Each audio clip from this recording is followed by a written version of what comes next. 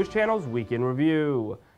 Reinventing Ritual is the mission for some Jewish artists. Orthodox women prepare to enter the clergy, the Jewish jam band scene, a taste of the high holidays, and more of the Jewish news that's changing your world in this webcast version of the Week in Review. Hello, and welcome to the Jewish Channel's Week in Review. I'm Stephen I. Weiss. With the high holidays beginning this week, we've got two stories that look at new approaches to the season. First, the Jewish Museum opened an exhibit on reinventing ritual, and Christian Needon was there. Jewish rituals are usually associated with worship, but for today's Jewish artists, ritual can also serve as inspiration for more creative works. With that in mind, the Jewish Museum decided to host an exhibition of modern Jewish artwork titled Reinventing Ritual, Contemporary Art and Design for Jewish Life. The Jewish Channel was given a tour of the exhibit by show curator Daniel Belasco, who noted the wealth of innovative Jewish art that's emerged over the past 15 years alone. This show is almost the tip of the iceberg. There's a lot of really creative stuff happening around the world, and I just tried to do one slice of it, but I'm sure you could do a completely other new show with all different works, and it would be just as interesting. To see more of these ritual reinventions, tune in to the broadcast version of the Week in Review. Thank you, Christian. Our second high holiday story helps you prepare for holiday meals. Margie Rauhat stopped by one chic new restaurant for their take. In preparation for Rosh Hashana, TJC decided to scope out some sweet and exciting recipes, so we elicited help from the chefs at Turquoise, a new fine dining kosher restaurant on Manhattan's Upper East Side, which is putting a new twist on kosher food by serving fresh seafood and fine-aged meats with the combination of French and Mediterranean influences. For Rosh Hashanah, we try to create a special menu. Neither Ashkenazi or Sephardi, we try to have the right combination with a lot of sweet stuff to start a sweet new year.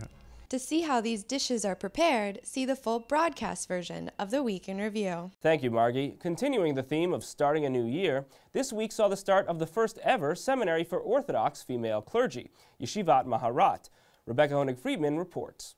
It's the first day of class at Yeshivat Maharat, and emotions are running high. It's exciting, it's exhilarating, it's terrifying, and it's fun. Really exciting to be a part of such an exciting adventure, which hopefully is going to have a huge impact. And it's a privilege. This shared enthusiasm between student and teacher stems from the revolutionary nature of the course on which they are about to embark, training the first class of women to be ordained as full members of the Orthodox clergy. And their fearless leader in this endeavor is the first woman to have attained this position, the recently installed Maharat of the Hebrew Institute of Riverdale.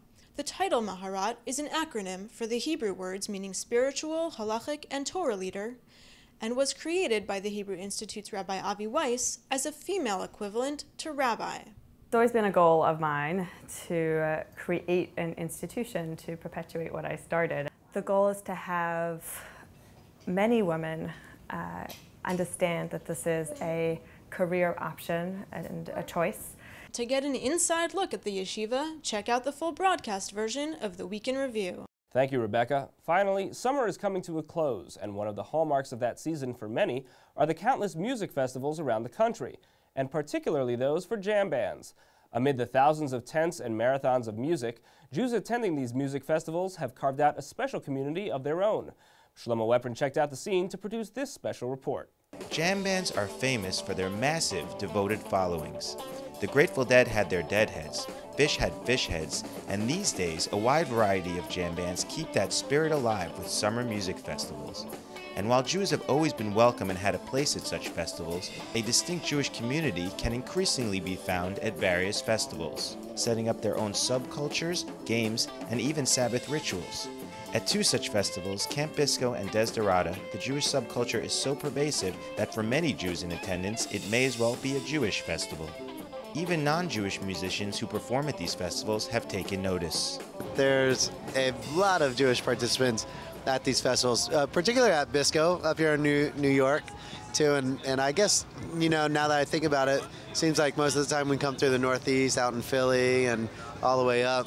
There's a lot of Jewish fans of the scene and of the people that come to see our band. To learn more about these micro-Jewish communities, how they are building Eruvs and even forming color war, see the full broadcast version of the Week in Review. That's all for this week. For more news and analysis from the Jewish Channel during the week, please check out our blog at newsdesk.tjctv.com.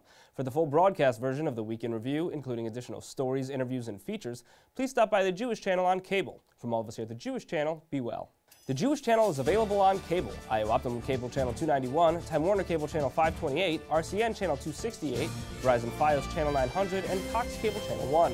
For more information, visit tjctv.com.